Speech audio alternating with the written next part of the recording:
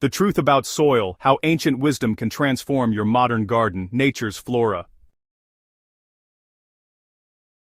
There's a quiet secret beneath your feet that most modern gardening has forgotten, and once you understand it, everything about how you grow plants begins to change. If you've ever poured money into bags of premium soil, only to watch your plants struggle a few months later, you're not alone. Many gardeners today are stuck in a cycle of buying, replacing, and fixing something that was never truly alive to begin with. But here's the truth: the most fertile soil in human history was never bought. It was built slowly and intentionally, using methods that go back centuries.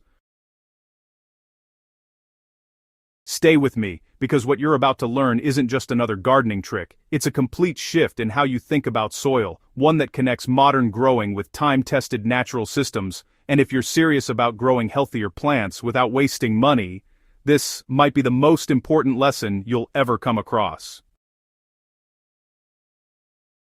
Before we go further, take a moment to like this video, share it with someone who loves gardening or sustainable living, drop a comment about your biggest soil challenge, and subscribe to Nature's Flora for more deep practical insights like this. Now, let's get into it. One of the biggest misconceptions in modern gardening is the belief that soil is just a product, something you can buy, pour, and plant into. But, historically, soil was never treated that way. Ancient farming systems, from traditional African agriculture to early Asian and European methods, understood soil as a living ecosystem. What most commercial soil lacks is life. It may look dark and soft at first, but it often contains undecomposed materials that actually rob nutrients from your plants. Over time, it compacts, dries out, and becomes dependent on constant fertilizer inputs. This is why your plants may start strong, then suddenly weaken. In contrast, traditional growers focused on feeding the soil, not just the plant. They built fertility over time using organic matter, allowing microbes, fungi, and earthworms to create a self-sustaining system. That's the difference between soil that supports life and soil that simply holds roots in place. The power of layering is, really a method rooted in the past. Long before modern compost bins became popular, people used a method that worked directly with nature, layering organic materials right where they intended to grow. Today this is often called sheet composting or lasagna gardening, but the principle is, honestly, ancient. Instead of digging up the ground and replacing it, this method actually builds soil from the top down. A base layer of cardboard or organic material blocks weeds while inviting worms and microorganisms upward. On top of that, layers of dry and green materials are added, mimicking the natural cycle of decomposition.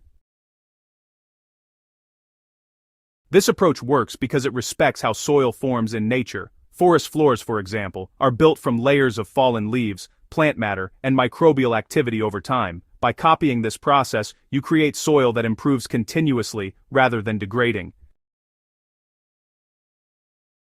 No-dig gardening is really about letting nature do the work. One of the most overlooked lessons from traditional agriculture is, honestly, just how important it is to leave soil undisturbed. While modern methods often rely on digging and tilling, history shows us that less disturbance actually leads to healthier soil.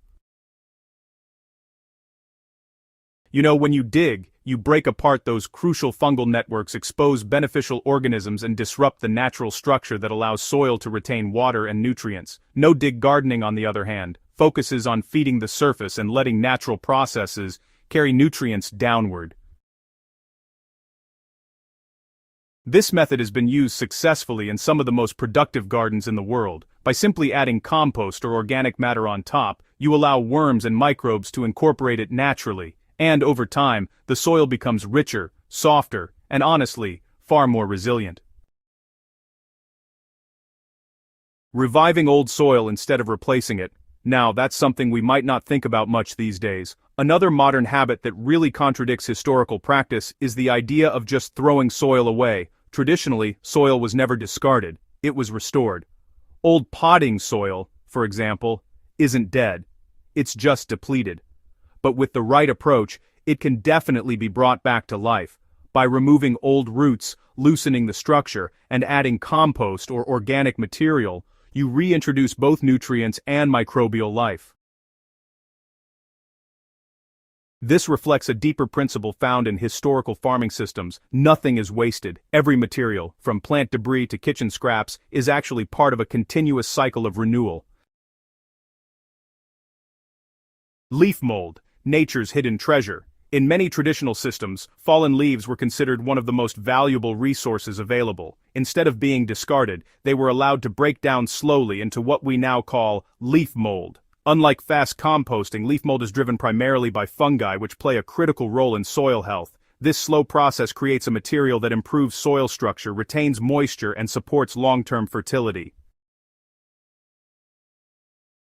Historically, forests have always been the model for healthy soil. By observing how leaves decompose naturally, gardeners learn to replicate that process in their own growing spaces.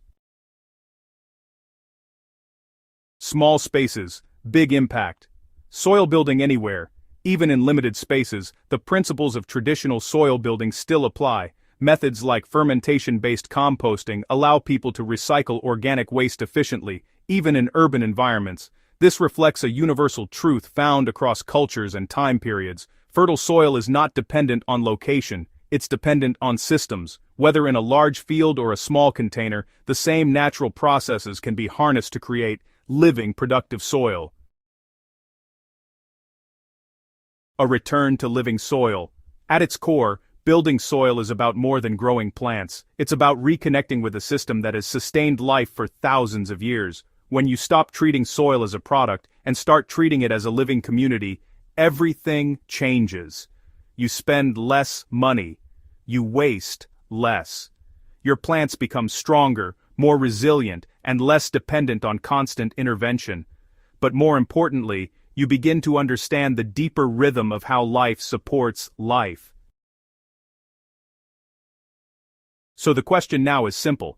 What will you do differently? If this guide gave you a new perspective, share it with someone who needs to hear this. Drop your thoughts in the comments and subscribe to Nature's Flora for more timeless insights that help you grow smarter, not harder.